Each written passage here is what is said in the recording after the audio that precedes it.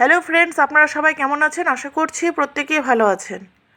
আমরা শাশুড়ি আর বৌমা মিলে লঙ্কার গাছ ছোটো টব থেকে বড় টবে করছি।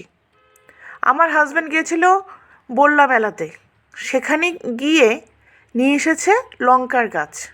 এগুলো নাকি ক্যাপসিকাম লঙ্কার গাছ। তো সন্ধ্যের দিকে এসে ও লাগিয়ে দিল টবের মধ্যে, ছোটো ছোটো টবের মধ্যে লাগিয়েছে। তো ওই টবে এই গাছ ভালো হবে না, এই দেখে আমার শাশুড়ি মা বললো যে না, এটাতে ভালো হবে না, তাহলে ছোটো টব থেকে এই বড় টবে করি।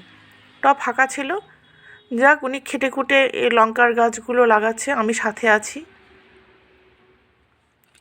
লঙ্কাগুলো ক্যাপসিকাম লঙ্কা, দেখা যাক কেমন হয়। ক্যাপসিকাম লঙ্কা তো খেয়েছি, কিন্তু গাছে ধরে থাকা অবস্থায় আমি দেখিনি। যাক, ভালো লাগছে।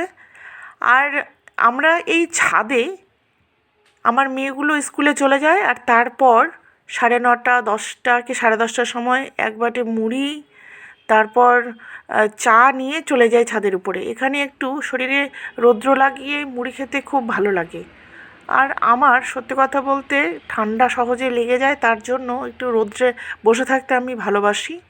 সেটা সকালবেলাই হোক আর স্নান করার পরেই হোক, আমি একটু এই শীতের সময় রৌদ্রটাকে বেশি ভালোবাসি।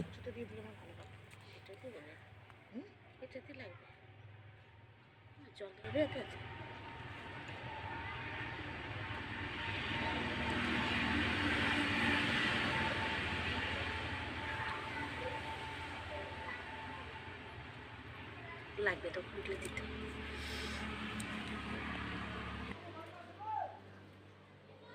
ওপরে বেশ কয়েকটা টব আছে, প্রায় 40টার মতো হবে।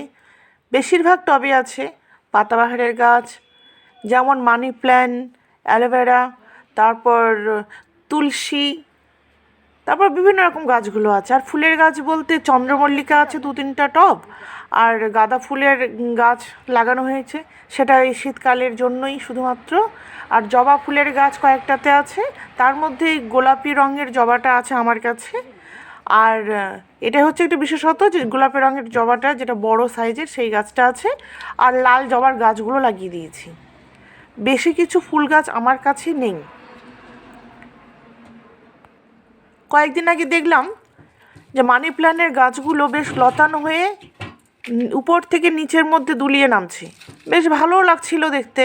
কিন্তু বুঝতে পারছি না, কে যেন প্রতিদিন কেটে দেয় আর নিচে পড়ে থাকে। বাড়িতে বললাম একটু সবাইকে, শ্বশুর শাশুড়ি সবাইকে বললাম যে আচ্ছা গাছটা কাটে কে?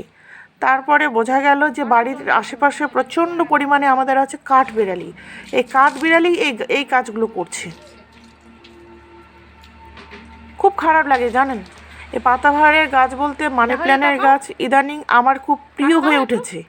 আমি তাই জন্য যেখানে পেরেছি সেখান থেকে মানি প্ল্যান্টের গাছ এনে লাগিয়ে দিয়েছি। হ্যাঁ, এখন জল গরম হচ্ছে আমাদের, এটাই হচ্ছে গিজার। এই যে হাঁড়িতে গরম জল একবারে টকবক করে ফুটছে, এই হাঁড়ির জল কিছুটা গরম হয়ে গেছে। এখান থেকে জল মা নিচে নিয়ে চলে যাবে, স্নান করবে, আর তারপর বেশিরভাগ জলটা দিয়ে আরেকটু জল দিয়ে আমরা স্নানের জন্য জল গরম করছি। এই জল সবারই হয়ে যাবে বাড়ির।